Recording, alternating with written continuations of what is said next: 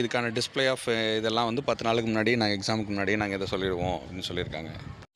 So இவ்வளோ exams வந்து இதில் இன்டிமேஷனாக வந்திருக்கு. டிசம்பர் 20ஆம் இந்த எக்ஸாமினேஷன் நடத்துறது அப்படிங்கிறது பார்த்திங்கன்னா பெரிய சேலஞ்சஸ் நம்பர் 1 என்னென்னா எக்ஸாம் டேட்டு வைக்கிறதுக்கான தேதியில் 3 எக்ஸாம் வந்து குறுக்கீடு வந்திருக்கு. இது இல்லாமல் அடுத்தடுத்த வாரம் நம்ம தள்ளி வச்சாலும் அதுக்கப்புறம் பார்த்திங்கன்னா டிசம்பர் 31ஆம் நெட் எக்ஸாமினேஷன் ஸ்டார்ட் ஆகிடும். அங்கேருந்து ஒரு வாரத்துக்கு ஃபுல்லாகவே net examination, UGC net examination. அப்போ இந்த வாரத்தில் பார்த்திங்கன்னா சிஎஸ்எஸ்ஐஆர் எக்ஸாமினேஷன், நெட் எக்ஸாமினேஷன் சயின்ஸுக்குள்ளவங்களும் ஸ்டார்ட் ஆகிடும். அது ஆர்ட்ஸ்க்குள்ளே தான் அங்கே ஸ்டார்ட் ஆகிடும். ஸோ இப்படி ஒரு லாங் பேக்கில் இது ஃபுல் அண்ட் ஃபுல்லாகவே எக்ஸாம் ரிலேட்டடாக இவ்வளோ விஷயங்கள் இருக்க ஆரம்பிச்சிருக்கு. இதுக்கப்புறம் பார்த்திங்கன்னா ஜனவரியில் ஃபஸ்ட் வீக்கில் ஸ்டார்ட் பண்ணலாம் அப்படின்னு பார்த்திங்கன்னா ஃபஸ்ட் வீக் 7 தேதி வரைக்குமே வந்து பார்த்திங்கன்னா எக்ஸாமினேஷன் வந்து ஃபுல்லாகவே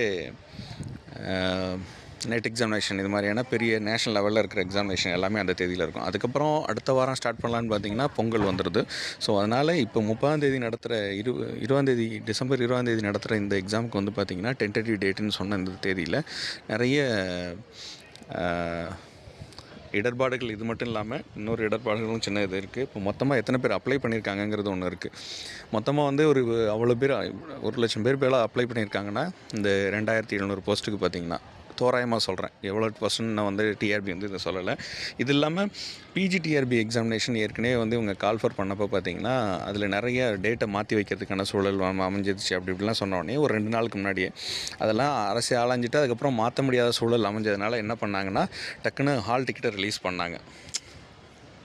அவங்களுக்கு வந்து நாள் சொன்ன டென்டேட்டிவ் டேட்டில் சொன்னப்போ பார்த்திங்கன்னா குரூப் 2 எக்ஸாமினேஷன் இருக்குங்கிறப்போ அதை வந்து அதுக்கேற்ற மாதிரி டிஆர்பியும் அதுக்கான தேதியை மாற்றி அமைச்சு அதுக்கான முடிவுகளை எடுத்து வச்சுருந்தாங்க.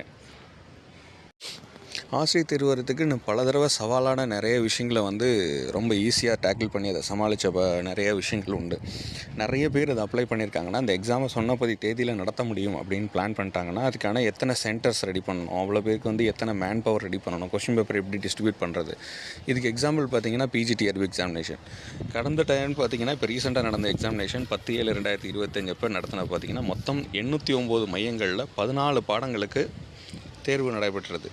ஸோ 809 சென்டர்ஸில் 14 பாடங்களுக்கு ஒரே நாளே நடைபெற்றது. ஸோ இது வந்து பார்த்திங்கன்னா மொத்தம் அந்த தேர்வில் பார்த்திங்கன்னா 2,20,412 தேர்வர்கள் வந்து தேர்வு எழுதினாங்க. அதுக்கான உத்தேச விடை குறிப்பு, அதுக்கான ஆட்சேபனை தெரிவிக்கிறது இந்த தேதியெல்லாம் வந்து இவங்க வந்து 2,20,412 பேர் நடத்தின எக்ஸாம் எழுதுகிற ஒரு பிஜிடிஆர்பியை வந்து ஒரு பெரிய மேன் பவரில் சொன்ன தேதியில் ஒரே நாளில் 14 பாடப்பிரிவுகளுக்கு நடத்த முடிஞ்ச ஆசிரியர் தேர்வு வாரியத்துக்கு இந்த மாதிரியான ஆர்ட்ஸ் டிஆர்பி அரசு கலை மற்றும் அறிவியல் கல்லூரி கல்வியல் கல்லூரிகள் நடத்துறதுக்கான தேர்வுக்கான ஒரே நாள் நடத்துறதுக்கான டைமிங்கிறது